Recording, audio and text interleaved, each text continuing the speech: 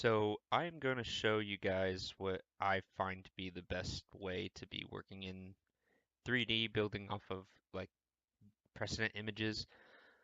And so what we're going to be using are, let's see, pull that out. Don't need that, don't need that, don't need that, don't need that, don't need that, don't need that. We need the background images. So you're going to pull that up, and on the Google Drive, there's all of the different precedent images for each of the different recipe items. You're going to want to open up.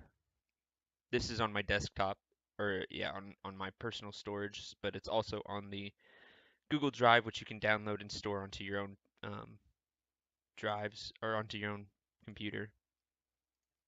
Go to where you have the precedent images at and pick the one that you want.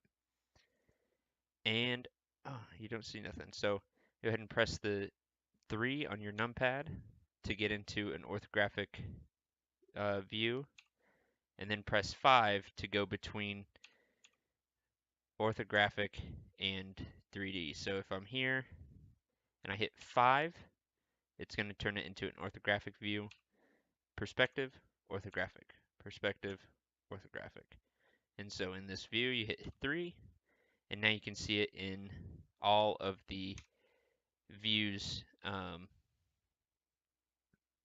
for, let's see, front, back, and side, or and top.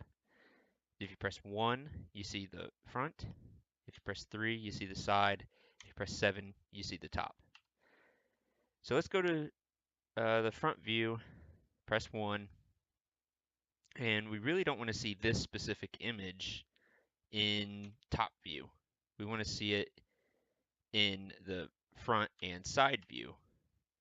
So what I have found works best is come up here to which axis it's on, and you want to pick the front, and you should be able to then only see it when you press the number 1. So there's no way necessarily to add another axis to this specific image. So what you're going to have to do is add another image and just go back to where your images were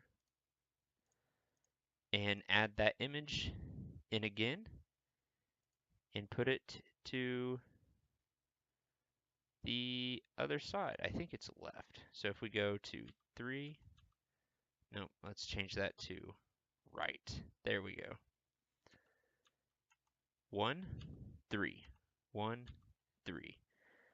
So with the toadstool, it's likely that um, it's going to be pretty symmetric all the way around. There's no reason to have different views for those, but it's good to have them so that you can make sure everything's symmetric and even. And now for the top, we'll close that down a little bit, add another one. Make sure that you set that to top. You can set it before you even pull it in. And we'll go to the file. And there you go. But now when you're looking here, you'll see that 1, 3, and 7 are different sizes and they're in different locations, which doesn't really work too well. You want to make sure that they're roughly the same size-ish, right? Um, so that way you can build an accurate model. And that's just because the picture images are different sizes. So what you want to do is you can come back down here to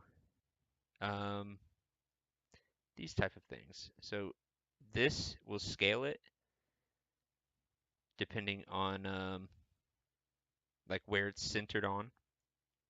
This one will move it side to side along the x-axis. And this will move it side to side or up and down on the y-axis. So you can just set those to 0, 0. Actually, I'm going to move that one a little bit. Let's see, yeah, maybe there. Suggest it there. That's pretty good. Um, so we're gonna go to this one. Make sure it's the, yep, there we go. Try and center that, and we can scale it up a little.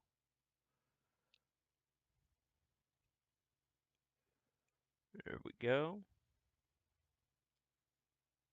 Let's make that an even 13.5, just because I like even numbers there. Move that to negative 0.35. Did it do anything? No.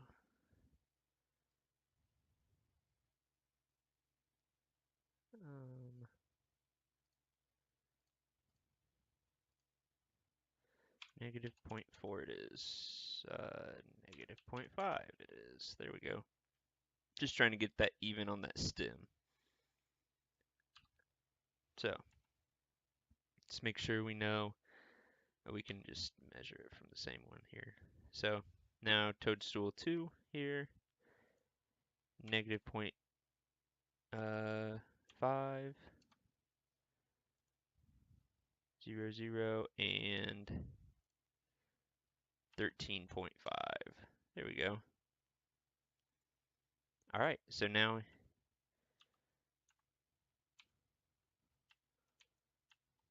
we have them all roughly in similar sizes on all the orthographic views, and you can get started on creating your drawing.